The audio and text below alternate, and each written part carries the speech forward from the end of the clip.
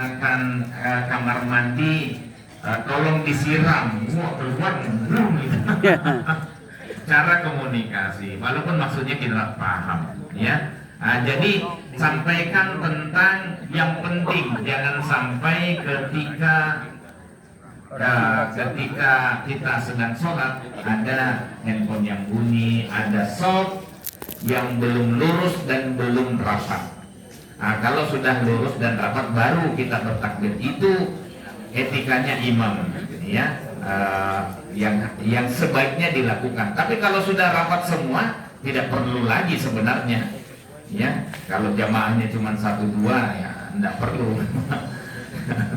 Baik, saya kira itu pertanyaan berikutnya. Sinten, monggo. Oh, silakan. Ada 2. Oh ya, ibu. Assalamualaikum warahmatullahi wabarakatuh. Waalaikumsalam warahmatullahi wabarakatuh. Saya Ibu Asih Sunarsi, Pak. Saya mau tanya, Pak, kenapa kalau membaca surat At-Taubah tidak pakai Bismillah? Sekian. Assalamualaikum warahmatullahi wabarakatuh. Waalaikumsalam warahmatullahi wabarakatuh. Yang berikutnya sekalian mawon. Oh, ada 2.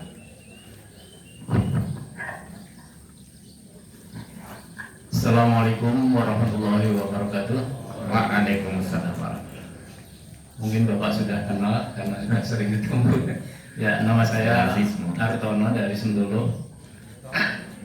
Yang kami tanyakan yaitu bagaimana caranya menyikapi imam yang ngeyel. Maksudnya ngeyel itu ketika imam salah, itu makmum sebenarnya sudah mengingatkan, sudah subhanallah, tetapi tetap ngeyel saja padahal dia salah. Nah, ini kita sebagai makmum itu saya pernah mendengar kita harus memisahkan diri. Nah, pada saat memisahkan diri ini kita membuat imam sendiri atau melanjutkan kekurangan kita? Yeah. Itu saja Ustaz yang saya sampaikan. Ini pertanyaan, maaf.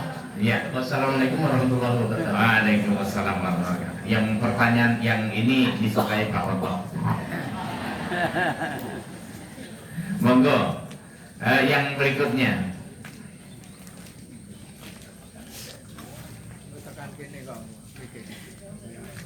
Assalamualaikum warahmatullahi wabarakatuh. Waalaikumsalam warahmatullahi wabarakatuh.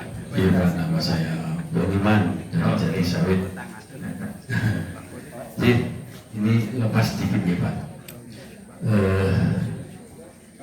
Mencari maisha rezeki itu bagian dari ibadah. Bagaimana contoh yang mudah yang dicontohkan Kanjeng Nabi untuk resep kesuksesan mencari uang? Biar yang jualan-jualan ini laris semua di mana-mana. Minta strategi apa yang gampang sekali. Itu aja Pak. Assalamualaikum warahmatullahi wabarakatuh. Waalaikumsalam warahmatullahi wabarakatuh. Matur nuwun. Pertanyaan pertama, kenapa surat At-Taubah itu, ya betul ya, tidak pakai basmalah? Ya, itu kan pada saat situasi perang gitu ya, situasi perang, sehingga Ar-Rahman Ar-Rahimnya itu dalam yang terkandung pada Bismillahirrahmanirrahim itu tidak digunakan ketika membaca surat At-Taubah. Ya, ada banyak alasan, ya ada juga perjanjian ya, tradisi Arab sebelum Islam ya. Itu surat pemutusan perjanjian ya, antara orang Muslim dengan orang kafir ya. Dan itu kemudian ketika mushaf Utsmani disusun pada masa Khalifah Utsman bin Affan itu ditiadakan karena itu pernyataan sikap keras terhadap kaum orang-orang kafir pembangkang itu ya. Nanti bisa lagi dilihat beberapa alasan itu. Yang kedua, tentang imam yang ngeyel. Bagaimana jawabannya, Pak? Ya, dimusyawarahkan saja. Kalau misalnya maaf, ya orangnya sudah sangat sepuh, bacaannya lompat-lompat, ya, kemudian ya sudah beberapa kali kejadian diingatkan kemudian tidak gugu, ya, tidak connect, kan biasa kan. Nah, mungkin dimusyawarahkan sesama takmir, ya, bagaimana baiknya supaya seluruh jamaah sholat di sana itu bisa tetap khusyuk, ya, tidak istighfar terus astagfirullah, astagfirullah, gitu ya, tetap khusyuk. Nah, jadi itu. Nah, kalau diingatkan, sebenarnya cara mengingatkan orang yang lupa bacaan itu tinggal melanjutkan bacaan yang seharusnya. Jadi tidak dengan subhanallah. Oh, lali kok subhanallah. Dia tanya lanjutannya bukan subhanallah. Dia sudah mengerti bahwa dia lupa gitu, ya. Nah, jadi dilanjutkan bacaan yang seharusnya apa, ya. Nah, selanjutnya apa? Kalau misalnya tidak bisa, ya, karena memang dia lupa, kehilangan konsentrasi, ya langsung saja ruku, langsung aja ruku. Sebenarnya tidak perlu mengganti surat. Ya, kadang-kadang kan ada yang mengganti surat, ya, tidak perlu, ya, langsung saja ruku, ya, nanti kemudian diperlancar lagi bacaannya. Jadi gitu ya. Nah, tapi kalau misalnya dia itu gerakan, baru diingatkan subhanallah, diingatkan lagi. Pernah yang saya sering cerita itu kasus di masjid di Jogja, daerah Kadipaten. Pas saya mengisi ada pertanyaan itu, ya, imamnya yang sudah sepuh itu sebenarnya kalau lupa itu bukan persoalan sepuh, ya, muda juga bisa kena. Imamnya itu baru sujud 1 kali, ya, baru sujud 1 kali, jadi gini, ya, kemudian setelah itu Allahu Akbar, duduk, dikira mau sujud lagi, ternyata dia berdiri. Nah, sejak saat itu barulah jamaah bilang subhanallah. Nah, itu memang yang benar, jamaahnya paham, ya. Nah, kemudian imamnya yang bingung. Ya, berdiri, akhirnya duduk lagi. Nah, sejak duduk itu subhanallah. Nah, kemudian setelah itu bingung dia, berdiri lagi, subhanallah. Kalau makmum tidak paham, itu bisa pingsan simbahnya. Subhanallah, subhanallah, dan Ahad paginya itu jadi gerakan senam. Subhanallah, subhanallah. Bagus sih, berpahala. Lah, bagaimana cara mengingatkannya? Pernah juga di alun-alun sholat Id, Al-Fatihahnya lupa pada rakaat kedua. Ya, alun-alun utara yang sekarang tidak digunakan lagi untuk itu bukan urusan saya. Ya, saya tidak tahu alasannya apa. Ya, nah, bagaimana cara menyelesaikan yang seperti itu? Nah, makmum yang persis di belakang imam, pertama, dia harus makmum terbaik kedua setelah imam utama untuk mengingatkan kalau lupa. Ya, nah, kalau yang sudah seperti ini, subhanallah, subhanallah, tidak selesai-selesai. Nah, kebetulan saya yang ditanya bingung juga karena baru kali ini ada pertanyaan seperti itu.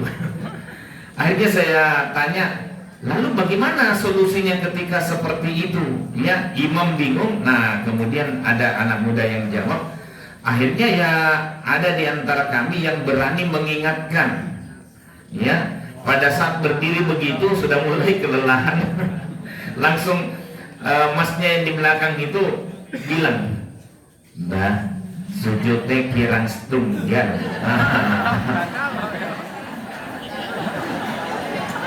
Lah salahnya itu bilang, "Oh nggih." Nah, akhirnya bubar. Diulang lagi dari awal. Ya, harusnya nggak usah pakai "Oh nggih." Langsung saja sujud, kemudian berdiri lagi. Begitu caranya untuk menyelesaikan. Tidak apa-apa bicara. Ya, apakah yang bicara itu kemudian batal? Tidak. Loh kok tidak batal? Bukankah itu omongan di luar sholat? Ya betul. Tapi untuk membenarkan, ya, meluruskan yang lupa, yang keliru. Ya, nah itu bisa kita. Karena pernah juga Nabi SAW sholat duhur atau asar itu 3 rakaat, ya. Kemudian setelah itu sahabat pada bertanya-tanya, kenapa kok sholatnya 3 rakaat? Terus ditanya, apakah ada wahyu yang turun? Ya, ada apa? Kata Nabi SAW. Oh, kayaknya Nabi SAW sholatnya cuma 3. Oh, kalau begitu kita tambah 1. Cuma tambah 1, bukan mogo dibaleni, enggak. 3 itu tetap sah. Sudah bicara padahal, sudah terjadi dialog. Ya, yang penting tidak lama-lama. Sudah ke warung kopi, sudah makan apa itu? Ya, setelah itu kemarin gitu ya. Baik, yang berikutnya. Oh maaf, alhamdulillah saja saya sudah datang. Ya, saya lanjut sedikit. Bagaimana yang barokah supaya laris? Ya, pertama begini Bapak Ibu, bisnis dagang itu termasuk bagian muamalah. Hukum dasar muamalah al-aslu fil asya al-ibaha. Hukum asal dari muamalah semuanya boleh hingga ada dalil yang melarangnya. Jadi fokus yang dilarang.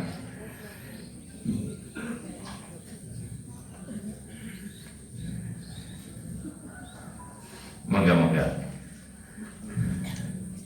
Alhamdulillah. Moga Ustaz.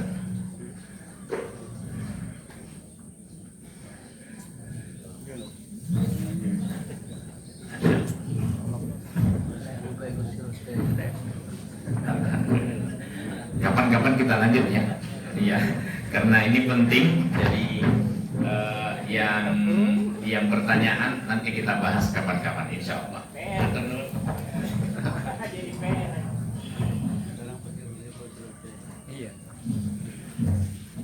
Bapak-bapak, ibu-ibu, jamaah kombinasi yang dimuliakan Allah, terima kasih kepada Ustadz Zakir Jawaluddin yang telah memberikan kajian pada pagi hari ini.